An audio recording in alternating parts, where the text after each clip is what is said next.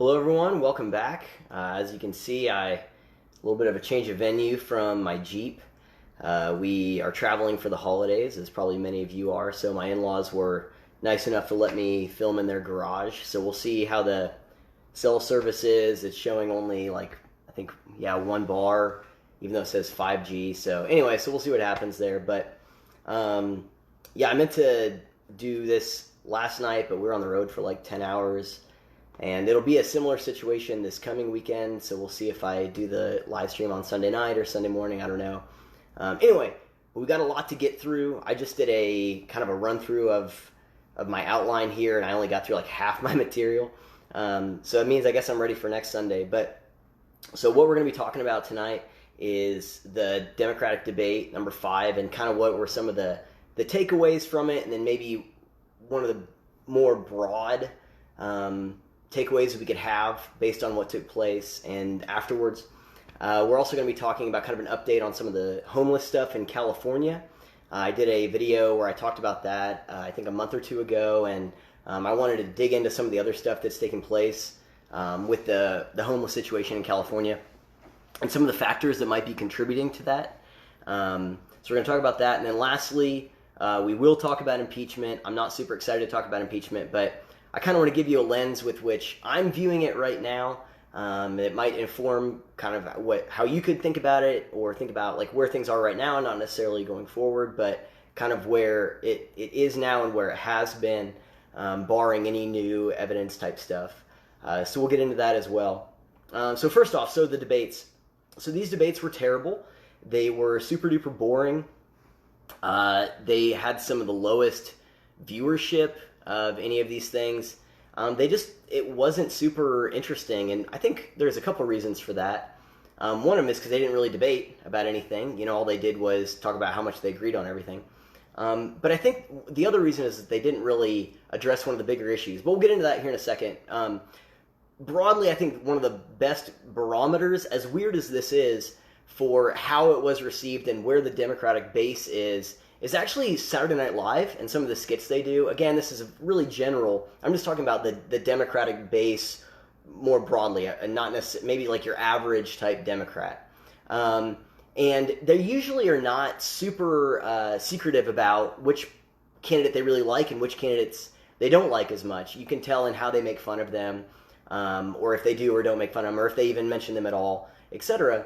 And so I want to tell you a little bit about a skit 3 weeks ago, and then kind of the one they just did, and I think it's a good barometer of where things are. So like 3 weeks ago, they did this cold open skit with Elizabeth Warren. So Kate McKinnon plays Elizabeth Warren, and it was so bad.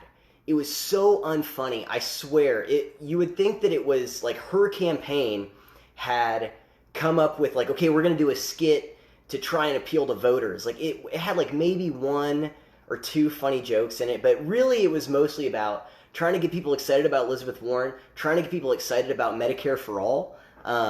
It was really, really unfunny, really bad, but it showed that they were really excited about Elizabeth Warren, which is fine. They can do that. That's fine. Flash forward 3 weeks to just yesterday to SNL, when they did their skit after the last round of debates. They were not near as friendly towards Elizabeth Warren, or her character, Kate McKinnon playing her. They didn't really seem enthusiastic about anyone, but they actually made a joke about her that I think was kind of a legitimate criticism. So, you know, it's coming up on Thanksgiving, and they had a joke where Kate McKinnon said that she was going to be making the dish of her ancestors, and she's like, should I say it? I'm going to be making maize, you know, which is a joke. It's a jab at her claiming to be Native American for so long. And I think that's kind of a legit criticism. You know, it's not, oh, I'm kind of awkward and kooky and not really relatable like they have done with her. They did with Hillary Clinton whenever Kate McKinnon played her in the last election. That's a legit criticism. It's like, hey, you pretended to be Native American. Like, most times if you like someone, you're going to not bring up things that are legitimately kind of scandalous about them.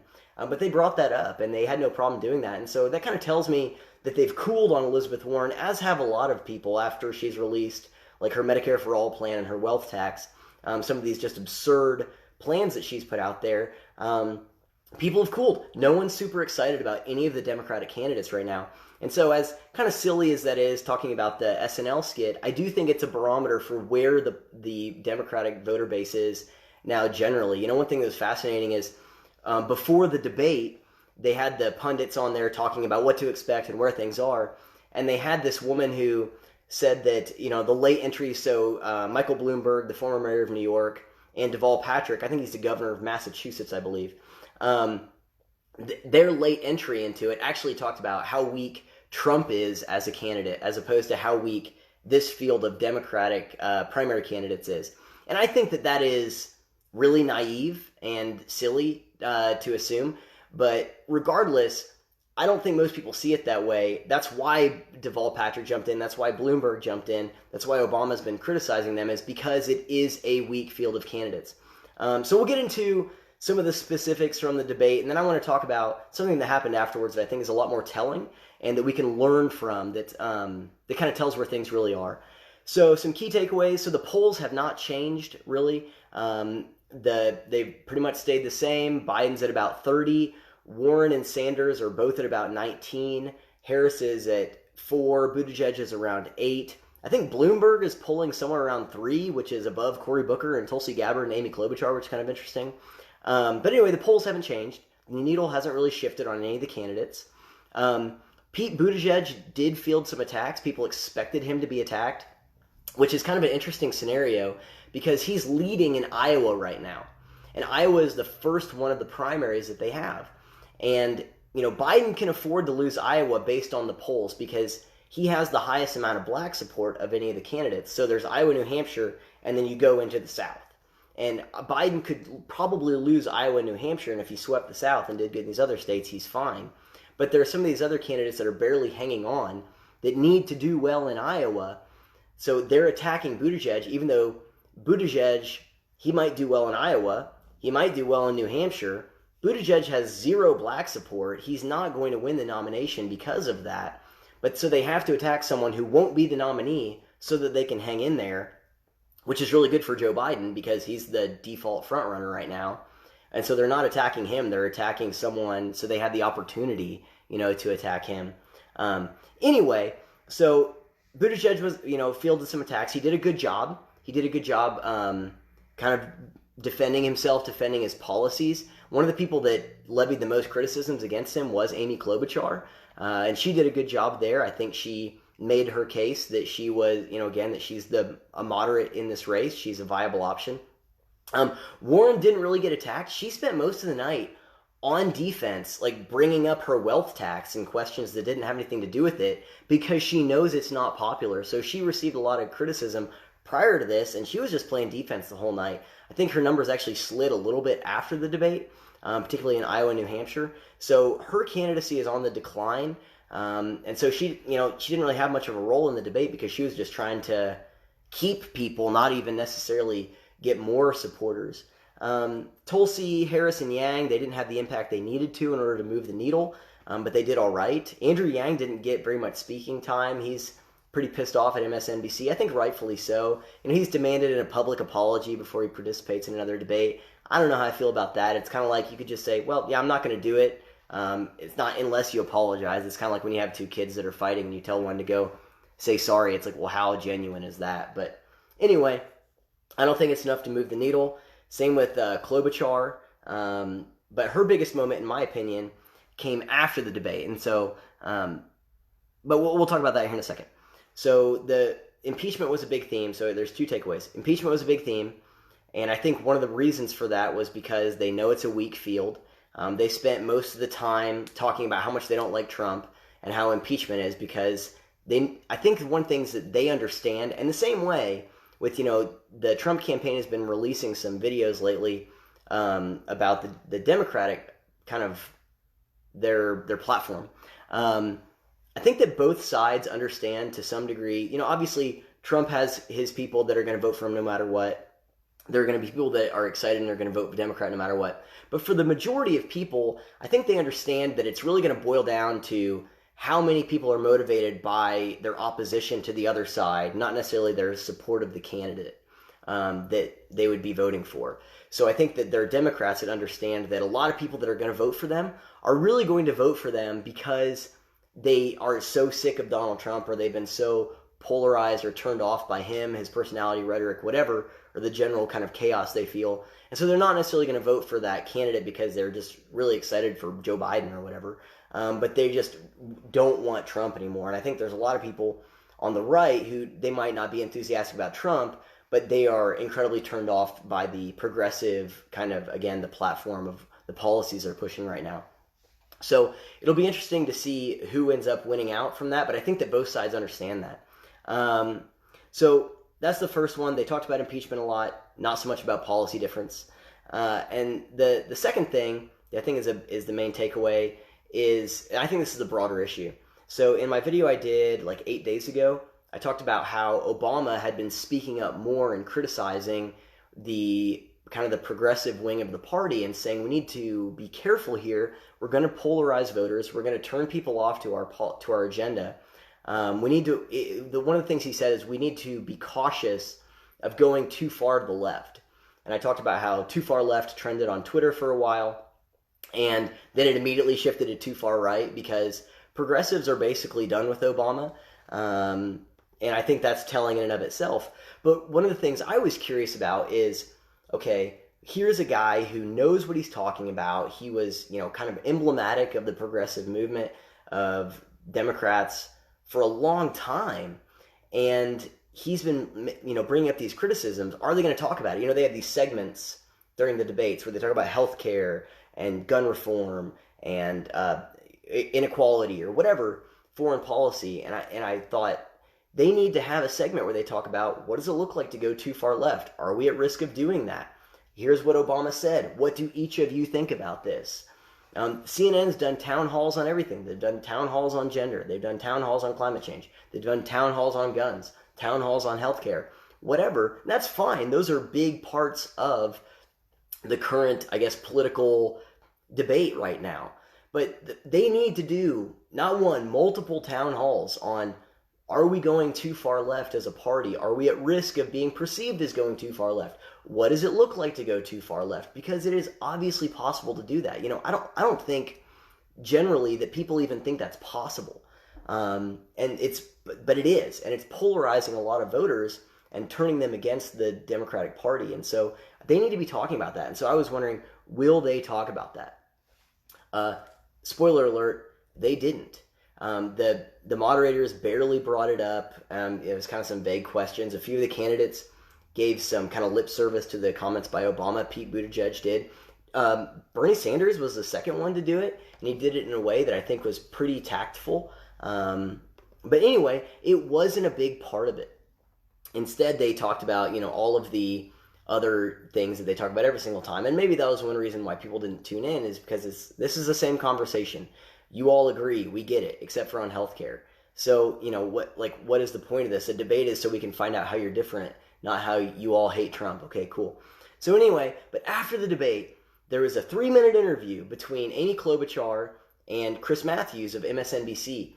And I think that 3-minute interview, weirdly enough, had more substance than the previous 3 hours did in the debate they had. And I think it's actually, it's worth digging into. It's worth digging into. So I transcribed this thing. It's a little long, but it's worth talking about. So anyway, so Matthews talking to Amy Klobuchar, he says, quote, "I noticed something that is growing in each debate, and it's a real San Andreas fault within the Democratic Party. You can talk all about how you don't like Trump and want to get rid of him, but Bernie won't agree to that. His first chance tonight, and he basically said, this isn't about getting rid of Trump. It's about my big social democrat revolution I want to start. And going through the same old litany of numbers. He doesn't accept your argument that you have to appeal to moderates. You got to get some moderate to center-left Democrats. You need centrists and some Republicans. And you and Buttigieg and the former vice president all argued that you have to go for a larger audience than just the hard left. And he, talking about Sanders, he doesn't accept that, and Elizabeth Warren damn well doesn't accept it either. That's the fight, isn't it?" And Klobuchar says, "It is, and in the end, I think we're going to unify our party." Matthews, "Which way? Who's going to win, moderates or the left?" Klobuchar, "We've done it in the past elections, and what unites us is so much stronger than what divides us." I don't agree with that, and I'll talk about why here in a second. "What I don't like about this is look at what just happened in Kentucky and Virginia. And they continue to make the case for free everything. I know these things sound good on a bumper sticker, and maybe they want to throw in a free car too, but I don't think that's what people want. They want a fair shake. They want opportunity. Matthews, what do you think when you hear a candidate say, I'm going to get you free preschool, and we're going to pay for it all across the country, and I'm going to take care of your student loans. We're going to have health care, if not immediately, within 3 years, and everybody's going to get free health care. Klobuchar, we need to match education with the jobs in the economy. The fastest growing degrees are 1 and 2 year degrees. We do not have a shortage of CEOs or MBAs. We have a shortage of plumbers. That's the case I want to make. These are bold plans, just different from theirs. They do not have a monopoly on good ideas. Matthews asked a question here that I think is it's a good question. Is the left being honest? And Matthews says that he's a partisan. He's on the left very clearly. That's fine. But he's saying, is the left being honest with these types of policies? Klobuchar, I think they're being honest about what they want to do, and I have a lot of respect for them. I just see a different way. Matthews, the moderates will win. Klobuchar, we have to win big. Matthews, there you have it. I'm glad I got the fight right. So there is a more substantive exchange about what's going on within the Democratic Party and the culture more broadly there in 3 minutes between Chris Matthews and Amy Klobuchar, who's polling at 2%, than anything that happened in that debate. And I think the question he asks after his initial premise there is the important one. He says, that's the fight, isn't it? There are those who understand that we have to appeal to more than just the loud people on Twitter, and there are those that don't understand that. That's the fight. And Klobuchar acknowledges that, but they didn't talk about that during the debate, really. They didn't talk about that as the fundamental issue. And I do think it's worth saying on the front end, before I dig deeper into that him picking on Bernie's answer there, I don't necessarily agree with, because what he's saying is that Bernie didn't want to talk about how much he hates Trump. He wanted to talk about his agenda. And Buttigieg made the same statement. Buttigieg said, I'm running to be president for the day after Trump leaves office. In other words, yeah, okay, we want to get rid of Trump, but then we also have to govern, and here's how I want to govern. So I don't think that's a fair criticism of Bernie. In fact, I think that what he said there is good, where he's like, okay, that's fine, but we should govern. Again, I don't agree with his vision of that, but it's a substantive answer. Regardless, the main thing that Matthews is saying there is that there is a rift. He says there's a San Andreas fault-sized rift. And, we're seeing it in the healthcare debate, but he understands that there are people, and I think establishment Democrats are waking up to this. Democrats in the media are waking up to this. Barack Obama, for example, this is what he's been criticizing against. They're waking up to this. They're saying, look, we can't just appeal to this loud part of our base on Twitter. We have to appeal to everyone. And what I think that some of them are starting to wake up to, and what I think is probably one of the most important aspects of this, is that there's a reality here that they're not addressing, but that they need to address. And that reality is that currently the fight that he's talking about between like Bernie Sanders and, Klobuchar, Biden, whatever, this isn't like differing degrees of things. This is not different opinions here, for example. These are two different visions. And the vision of Bernie Sanders and Elizabeth Warren and Alexandria Ocasio-Cortez is completely incompatible with the vision of Nancy Pelosi, Barack Obama, Amy Klobuchar, Joe Biden, whatever. They aren't just two kind of different things. One of them might have different views on social stuff, so Amy Klobuchar wants to enshrine Roe v. Wade and implement these kind of purity tests with judges. I don't agree with that, but that's a social thing. Okay. There are differences on tax rates in different areas. Okay, that's fine. We can have that debate. There's this other vision that they are allowing to gain ascendancy in their party that says, we're going to massively change this government, this place as we know it. We're going to restructure it. That's what Elizabeth Warren says. We need big structural change. We're going to dramatically increase the size of the federal government so that it can do this, this, and this. These are fundamentally different visions. Whenever, going back to the healthcare thing, when Elizabeth Warren or Bernie Sanders says, yeah, we're going to outlaw your private health insurance to where you could only get health insurance from the government. That's a different vision. That is an ideological vision. That's not just different policy. That's saying we're going to get rid of this private industry and we're not going to try and fix it or make it better or make it easier for companies to compete. We want the government to provide this for you, and the government's going to do this and this and this and this. Those are entirely different visions for the country, and they need to start addressing this. And because one side's going to win, that's where I'm saying it's important to understand these are incompatible.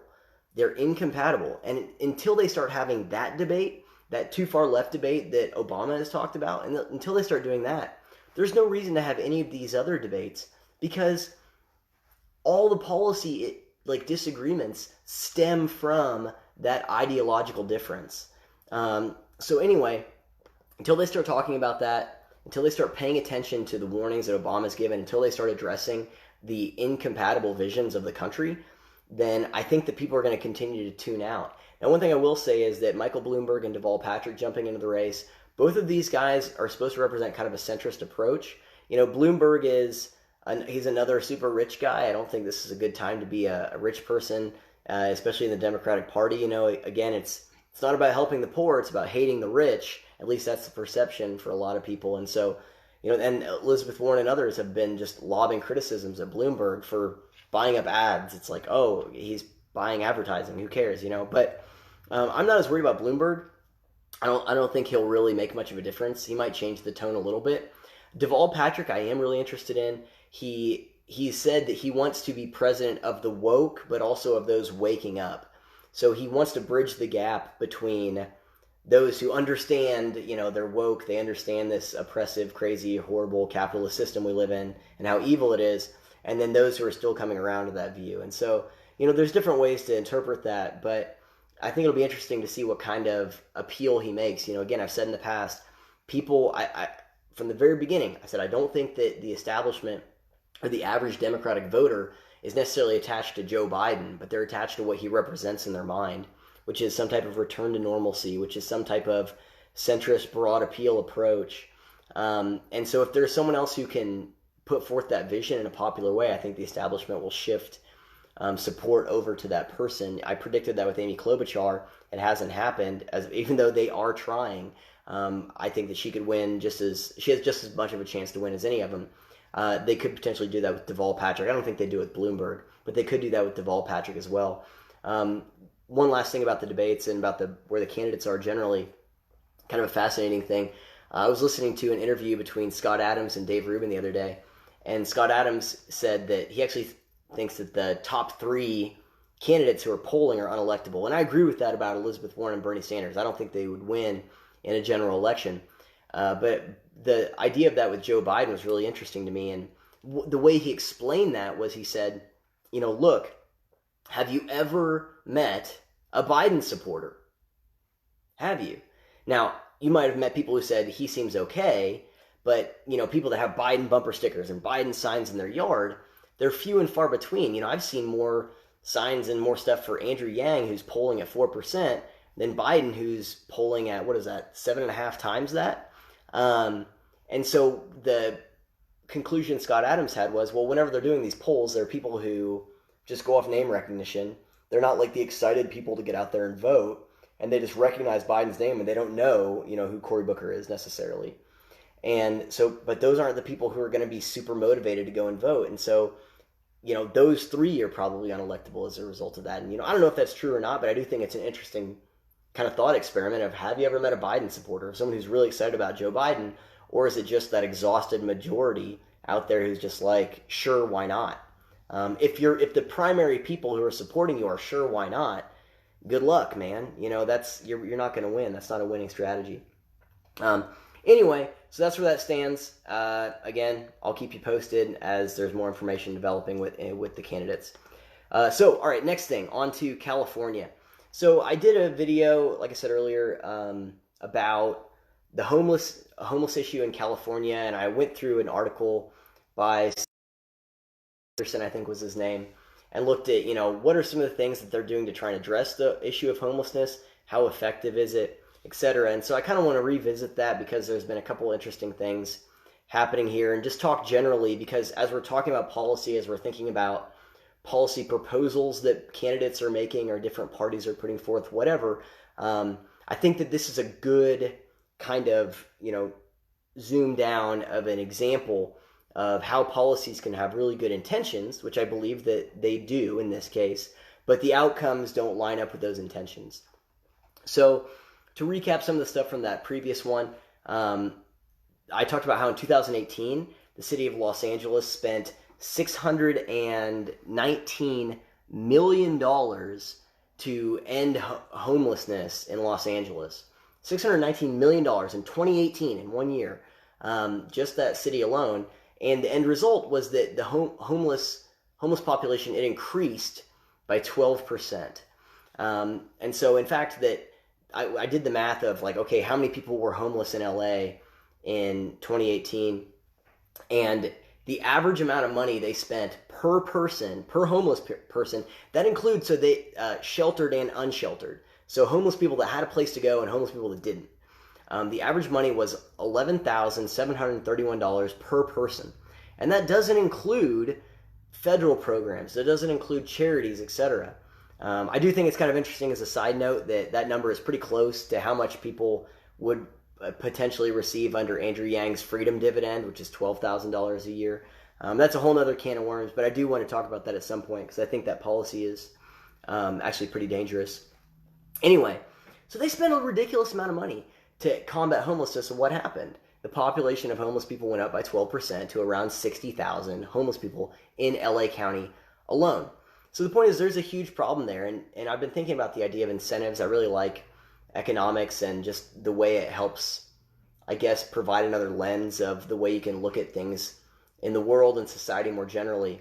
But one of the things in economics that's fascinating is they talk about how there's two fundamental modes of human change, or changing human behavior.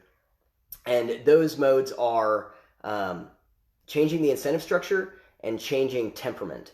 So an example of changing temperament would be instead of putting signs everywhere and having highway patrolmen sit on the highways, instead of doing that, just doing these big education programs or talking about it in school and just convincing people that it's immoral to speed, that it's immoral to go a certain speed limit. And maybe say, well, here's the highway speed limit, here's the city speed limit, and we're just going to trust that you're going to do the right thing and not go over this speed limit, okay? And we're going to try and change, in other words, human temperament. We're going to try and change their internal desires here, basically. And I suppose that's one way you could do that, and maybe there are certain circumstances where that's what you want to do. But an example of using incentives or disincentives would be saying, it doesn't really matter what your moral view of the speed limit is. We're going to make it to where if you get pulled over speeding in a school zone, if the speed limit's 15 and you're going 40 or 50 miles an hour, the ticket is going to be astronomical and you might lose your license. So that's implementing a disincentive that is saying, look, it doesn't matter how you feel about this, but we're going to put the structures in place to get you to make this decision regardless of how you feel about it. So those are two different ways of viewing it. One of them is changing that's kind of that engineering societal engineering, that I think is completely farcical, but is like the theme of lots of utopian books and novels. And the other one is just putting in an incentive structure to make people want to do this because it'll benefit them to do it, or it will, conversely hurt them enough if they don't do it that they just make the decision that's whatever is desired. That's kind of that carrot stick mentality. So anyway, so going back to these cities specifically and what's going on. So San Francisco, for example, so when you're thinking about incentives, be thinking about that as we're talking about these issues. So San Francisco is a city that has had a public defecation problem that is so bad that they had to hire all new city employees to go, and their whole job, this is a whole new task force, to go and just pick up human crap off the streets. And there's another part of that they hired people to pick up needles off the streets because of these needle exchange programs they have, but they don't enforce the exchange part of it. So people just come and get needles, and then they shoot up and they leave the needles and go get more clean needles. Anyway, but these are people that it's brand new city employees. paid for by the taxpayers to go out and clean human crap off the sidewalks. And so you would think that if that's a problem where there's so many people crapping on the sidewalk, that we're hiring new employees, paying for their benefits, we have a new part of the bureaucracy to deal with, that we would take this seriously. You would think so, right? Well, you would be wrong. Here's a quote from San Francisco's new DA that just was sworn in not that long ago. Quote, "We will not prosecute cases involving quality of life crimes," he said. "Crimes such as public camping," that's a heck of a euphemism for just sleeping wherever you want, public camping, "offering or soliciting sex, public urination," and that includes defecation, he just didn't say it, "blocking a sidewalk, etc., should not and will not be prosecuted. Many of these crimes are still being prosecuted, and we have a long way to go to decriminalize poverty and homelessness." Now that's a bit of a bait and switch, because he's saying by making it illegal for someone to crap on the sidewalk, that's criminalizing poverty and homelessness. As if you're homeless, it's somehow axiomatically true that you're going to just crap on the sidewalk, that that's just who you are and what you do. That decriminalizing offering sex for money, if there's a mom walking with her kid and some bum walks up to her and says, "Hey, I'll give whatever for money," that is somehow decriminalizing poverty as opposed to decriminalizing degenerate behavior. Anyway, so again, think about incentive structure. So that it was so bad that they had to hire employees to come and do like a poop patrol type thing. And instead of saying, "Oh, well, maybe this is so bad, we need to do something about this," they said, "We're going to actually decriminalize it. We're going to make it really easy, in other words, for you to be homeless. We're going to make it easy. You can sleep wherever you want. You can crap on the sidewalk. You can do any of these things. We're going to make it easy." So again, if you're thinking about, I want to end homelessness, you would think you would want to make it hard to be homeless, right? You would want to make it hard to be homeless and easy to rise up out of that condition. You want to implement a system where people, if they want to, that they can work, they can make connections with this office or this group, whatever, to where they can work out of that situation. Or you want to make it hard to be homeless to where it's like, yeah, we're not going to let you just crap and piss anywhere you want. Anyway, that's what you would think. So again, it's incentives, but it sounds like they're making it easier for people to be homeless. The other thing that they did here, so again, we're thinking about incentives, we're making it easier as a lifestyle, is they recently passed this thing called Prop 47. Now, this was passed in 2014, so it's about 5 years old. But anytime something like this is passed, you need a couple of years to get some data on it. And what has happened is that what Prop 47 did is it made it to where if you were stealing something, so they implemented a number of $950, and whereas previously that was a felony, now it's a misdemeanor if you steal something $950 or less, or maybe it's less than, I think it's, so less than, you just get a ticket, basically. You're not going to go to jail or anything like that if you steal something less than $950. And what has happened is that San Francisco is now, of the cities, the biggest cities in the country, they rank number one in property crime, which includes theft. And there are some people, I read I think it was an LA Times op-ed that said, well, no, they didn't make it to where you can steal stuff. It's still illegal to break into someone's house. But that's not where this is happening. What's happened in the wake of this Prop 47 is people every, maybe 2 or 3 times a month, they know they can go into stores or certain items that they've identified. They can go in there under the auspices of shopping, but they just steal something. They take it out, and there's been these whole rings of like fences, which are the people who buy the stolen thing and then redistribute it, where there's these rings that have propped up where people are stealing stuff as it's basically a job. So they've made it to where, again, this is a viable lifestyle where you can go and steal stuff from these stores, sell it to the fence, you get a couple $100, do this a couple times a month, and you can sleep where you want, you can crap where you want, you can piss where you want, you can go solicit sex to someone walking down the sidewalk with their kid, assuming they're even able to, because blocking the sidewalk is no longer a crime. Public camping, all this other stuff. So here's the question I have. If your goal is to end homelessness, do these sound like policies that are going to end homelessness? Again, you want to make it easier for people to rise out of being homeless, and you want to make it hard for them to stay there. There are certainly people that do not want to be in that situation, and you want them to have the tools at their disposal to get out of that horrible situation. But there are also people who choose that. Again, I talked about this in the video that I did before. This is anecdotal, but the people they talked about, like Machete Mike was a guy that was referenced. There's a whole culture of people that choose this. I picked up these two hitchhikers. I used to do this more, and then my wife is like, hey, you got to stop. But anyway, this was their lifestyle. They told me all about it. I mean, they were in the car for, I think, 45 minutes to an hour, passing a bottle of Mountain Dew Code Red back and forth that I found out had a bunch of Everclear in it. Their patchwork clothes and everything. And they like doing drugs and they like partying, and that was their vagabond lifestyle. And that's their choice. But I think, in my opinion, the goal should be to make that choice as minimally burdensome as those who don't want to make that choice.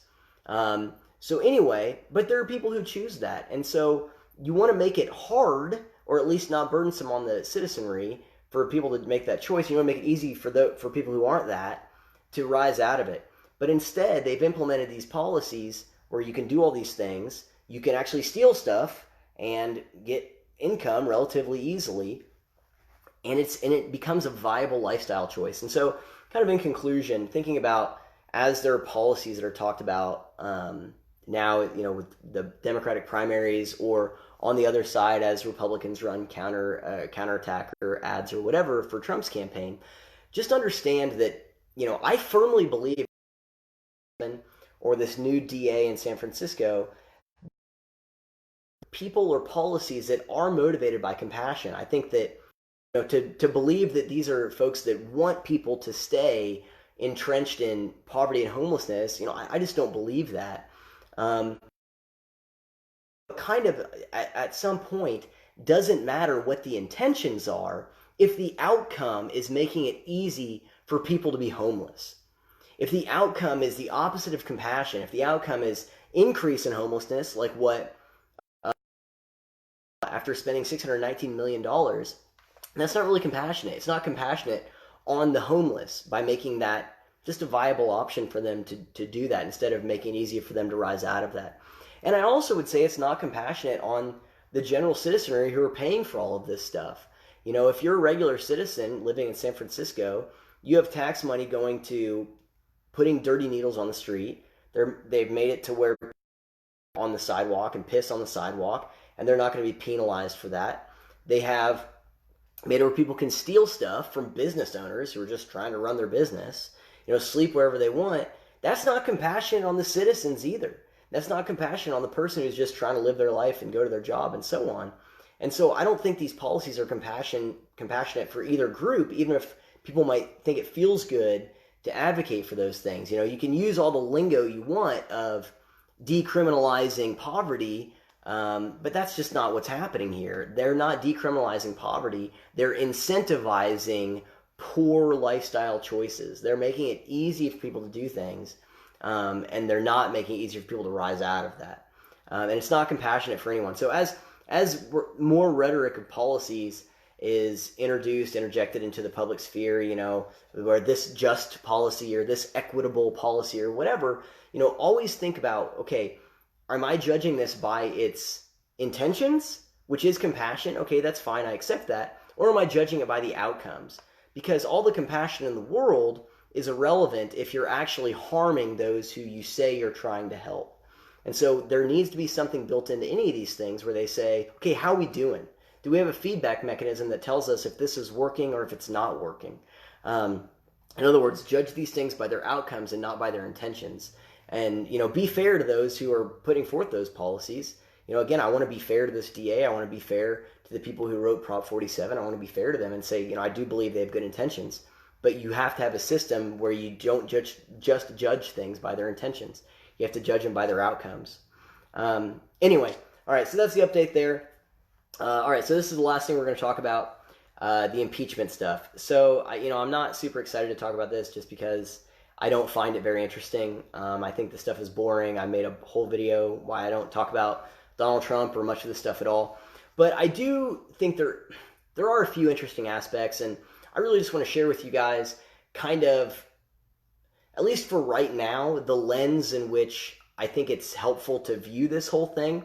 And, again, I want to say on the front end that no matter what I say here, don't hear me saying that I don't think that there's things that could be there, that I don't think there's criminal activity that could warrant this. That's not what I'm saying. I'm only judging where we are now and what has happened so far and what's taking place right now. In fact, I think that it's naive to say that there would be no criminal activity that people would want or that would warrant Donald Trump being impeached. In the same way, I really think that that's probably true for every president that's ever lived, probably most governors, etc., on down the line. That if the American public knew every decision and every conversation that every president made, they would say, my God, is that really what's required to be in politics? There's a trope of crooked politicians for a reason, and so it's naive to think that there's nothing there, and that's not a dismissal. I'm just saying this is where I think things are now, not where they could go eventually, all right? So anyway, what I want to look at here is kind of the vernacular and the way they've been discussing, the way they've been talking about this impeachment and how that has shifted over time. That's what I think is worth diving into, because that's where I think we're going to learn about at least where the current state of it is, all right? That's the last time I'm going to put that caveat on there. So anyway, this is from the New York Times. This is about a week ago. The article was called, so we're going to look at this and then a piece from the Washington Post, but we're mainly going to dive into this New York Times article. It's called House Democrats Add a Sharper, Simpler Vocabulary. It was written by Cheryl Gay Stolberg, again over at the New York Times. Quote, House Democrats, confident that public support is growing for their impeachment inquiry as they head into a second week of nationally televised hearings, are sharpening their tone as they make their case that President Trump withheld military aid from Ukraine in a bid to force its leader to investigate his political rivals. Quid pro quo is out. Extortion and bribery are in. The shift was inaugurated last week by Speaker Pelosi when she said the devastating testimony delivered by top diplomats corroborated evidence of bribery. On Monday, the Speaker kicked it up a notch, using the word extortion to address Republican claims that there was no wrongdoing because Mr. Trump eventually released the aid. Quote, the fact is, the aid was only released after the whistleblower exposed the truth of the president's extortion and bribery, she said, in a letter to her Democratic colleagues, and the House launched a formal investigation. As lawmakers plunge into a jam-packed hearing scheduled with 9 witnesses lined up this week, Ms. Pelosi is clearly trying to tighten the screws on the president and target her message to skeptical voters with words that evoke criminal wrongdoing. In part, her more aggressive language reflects Democrats' realization that their narrative about Ukraine, a story they once thought would be simple for the public to understand, is not as clear-cut as they thought. After a week of dense hearings, Republicans have succeeded somewhat in muddying it up, and many voters are confused while others are not even listening. So I'll stop there. I do think it's interesting that she says that the Republicans are muddying it up by poking holes or pointing out inconsistencies here, as opposed to the Democrats aren't making a case. She does kind of allude to it where she says, it's they thought that it was going to be simpler than it has turned out to be, which is what I said in my video, I think a week or so ago, that they thought there was going to be something there. It turned out that what they thought they don't actually have. But the author here is saying that it's Republicans muddying it up, which I think that's a bit of an editorial reach, but whatever. Anyway, and focus groups, here's the interesting part. And focus groups conducted by the House Democrats arm showed that the party was not helping itself by using the Latin phrase quid pro quo, which loosely translates to this for that. And the piece goes on to say that switching the verbiage could potentially backfire on the Democrats. But she says, but accusing Mr. Trump of out-and-out criminal activity also poses a risk for Democrats because it might lead voters to think that they have prejudged the outcomes of their investigation. The more you look like you've decided what the outcome is, the less effective you are, said Rahm Emanuel, the former mayor of Chicago who worked in the White House when President Bill Clinton was impeached. Oh, really? No kidding? Whenever you just randomly throw criminal allegations out there that have different meanings, you might look partisan? Weird. Anyway, here's the interesting part. Celinda Lake, a Democratic pollster, said her research backed that up. Voters, she said, were much more comfortable with the word inquiry than impeachment or removal.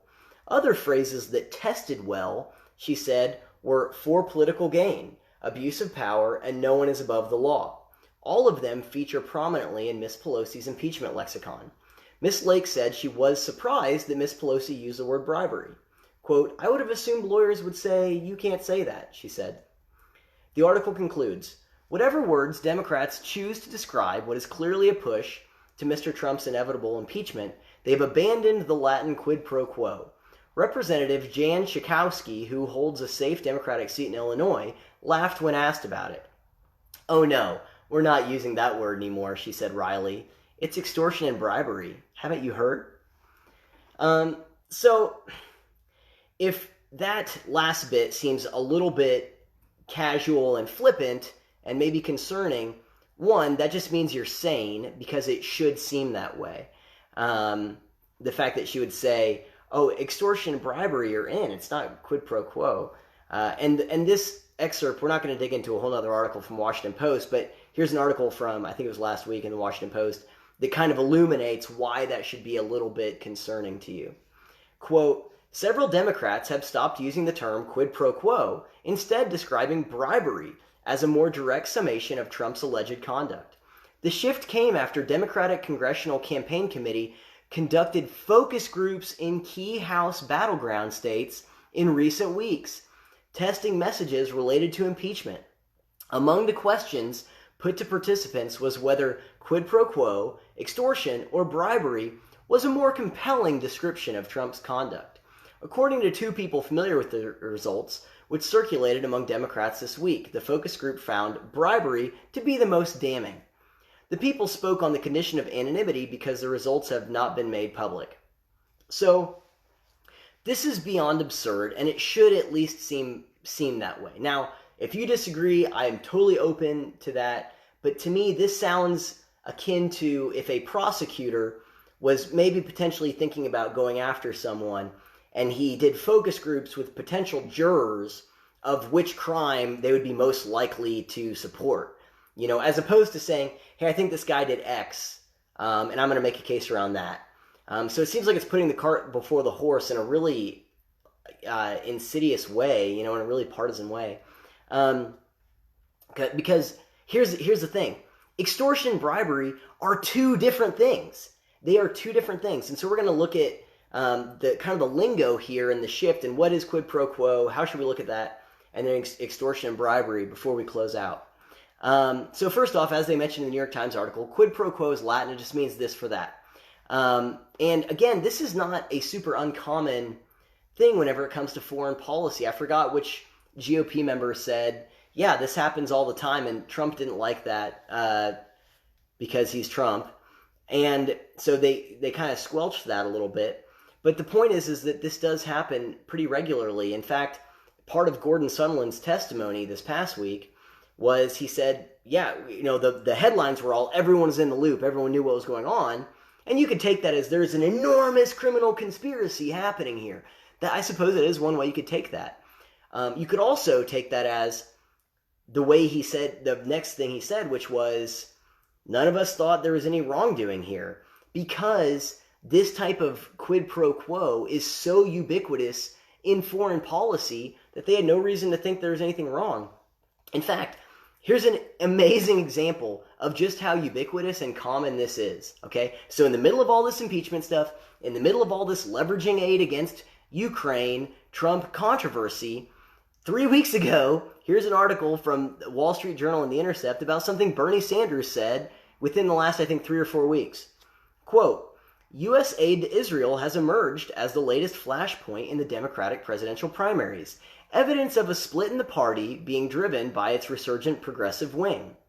Vermont Senator Bernie Sanders said this week that if he were elected president, Israel would have to fundamentally change its relationship to the Gaza Strip, which is the Palestinian enclave controlled by the militant group Hamas, in order to continue receiving aid.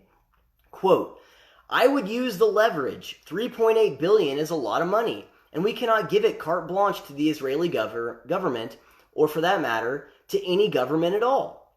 So Sanders is saying, I would leverage the aid money to Israel in order to get them to change their policy on the Gaza Strip.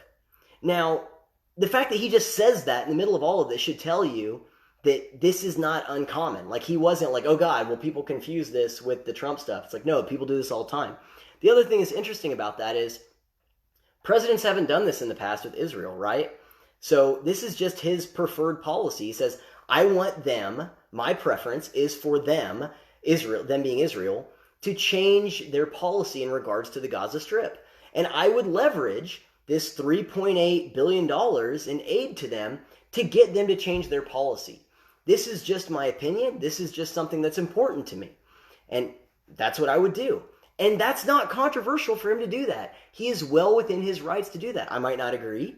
Other people clearly don't agree because this hasn't been done before with Israel, but it's just what Bernie Sanders believes in. Similar to, say, if someone thought that there was some meddling by Ukraine or something worth looking at or looking into, that they might leverage aid money in order to have an investigation into corruption. Again, that's an opinion. Just like aid to Israel, that's an, over stuff with Gaza, that's an opinion. So the question isn't, does this happen? The question isn't, was there quid pro quo? Clearly there was. The question is, was it illegitimate? And people think, Maria Yanupovych did her testimony this last week, and she talked about how absurd it was to think about Ukrainian meddling, and, it's just a distraction from Russian meddling, and what people forget, or at least seem to be forgetting, is Trump was very warm to Putin during the run-up to 2016. In fact, Andrew Yang made a joke about it during one of the 2 times he got to talk during the last round of debates. They said, what would you say to Putin if you were elected? And Yang's response, well, I'd tell him first, I'm sorry I beat your guy, So there's a running joke of how warm towards Putin Donald Trump is. And Russia did this thing whenever Obama was president, where they annexed Crimea from Ukraine. It was an enormous controversy. And so Ukraine was looking at this election going, okay, wait a second. So there's a loose cannon dude named Putin in Russia, and Obama, who was supposed to be kind of harsh towards Russia, allowed him to annex Crimea. And here's a guy who seems like he's BFFs with Putin.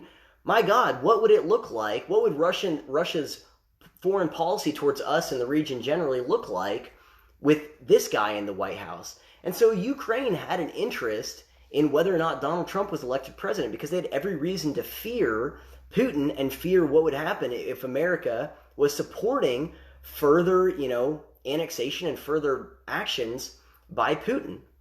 And so there were pieces that were written that the Ukrainian government, and like Politico, that the Ukrainian government did work to some degree with Hillary Clinton's campaign against Donald Trump and his campaign, because they were, I think, understandably afraid of Donald Trump being elected president.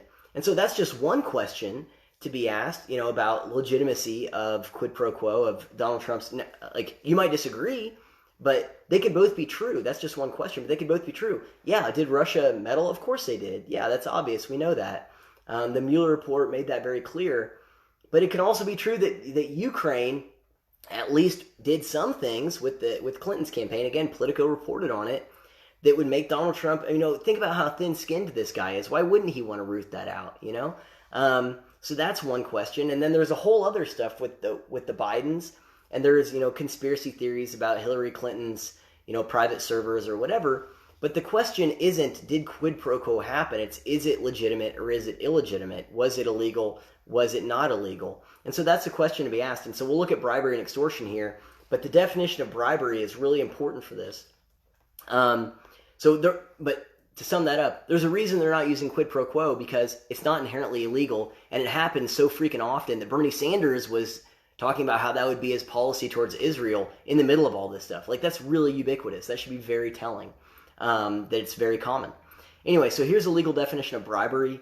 I got this from Find Law. I'll put a link there, but whenever I was getting my undergrad, in the classes where we look up case briefs and legal definitions, this is a website we always used. So I'll link it.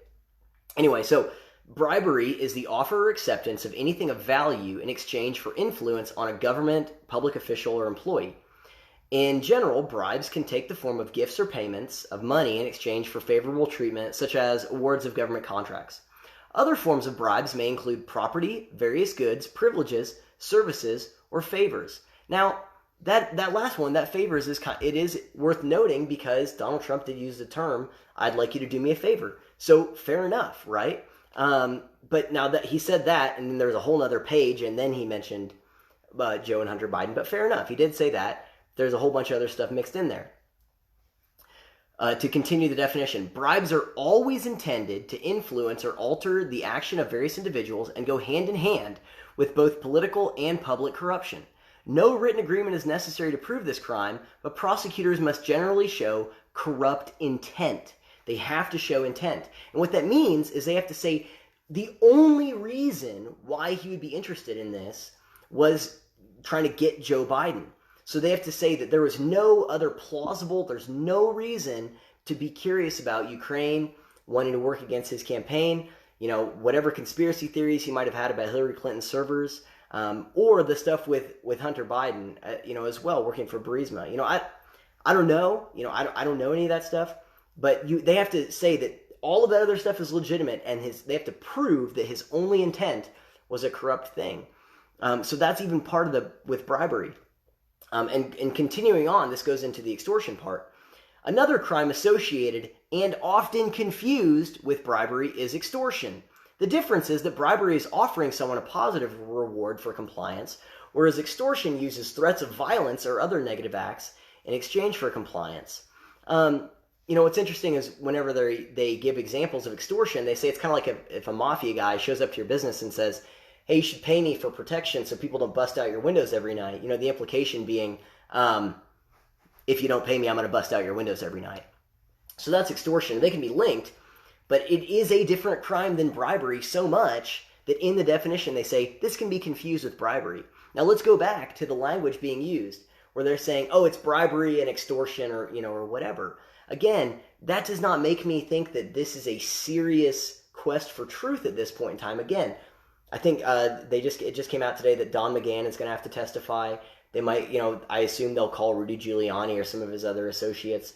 So they're just going to keep calling people, ad infinitum on into the next year, I think. But regardless, other things could come out. But right now, they are focus testing which of different crimes to associate with Trump to see what's more popular with voters. Like, that does not scream legitimate process to me. That screams partisan, show. That's it. That's what that tells me. Now, I could be wrong.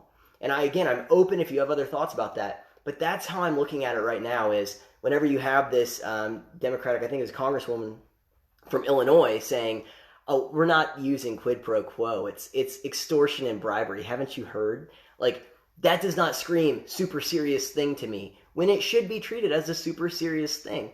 And the Democrats, I think, right now appear to be making quite a gamble because they're saying, all right, so look, this is going to come down to who people, I think, blame for this in a lot of ways. Either they're going to blame, because it'll be for like 4 years of investigations and trials and stuff. And so are they going to blame Trump and say, we just want to go back to something normal? And, this guy is so corrupt or whatever. We just want to get someone normal in there. Or are voters going to say, oh my God, like the Democrats look really petty. They just keep doing thing after thing. We had 2 years of the Mueller stuff that turned out to be nothing. Stuff with Kavanaugh, whatever. And so, who's going to be more just completely turned off by the other party as opposed to who is more excited about their party? And so I think they understand that right now, and that's why they're focus testing this stuff. So anyway, that's how I see it right now. That's the lens that I'm looking at it through, is it seems to be all like a partisan show. One of the reasons, again, why they're focus testing this, trying to get public support for it. Again, if the dude committed a crime, say, here's the crime, here's the evidence, here's articles of impeachment, throw it over to the Senate, the end. But if they're trying to get public support, that tells me that they want the people to go through the motions. They want people to be against Trump and against him because they know that it won't pass in the Senate because as of right now, there's nothing there. And so I think they're trying to drum up support, kind of in the court of public opinion against Trump right now. Again, that's how it appears right now. Anything could change. A lot, like Don McGahn's testimony could change that. If Rudy Giuliani testifies, that could change that. But right now, if you're trying to focus test which crime you want to pick that people might like more, that I'm not taking it super seriously as a result of that.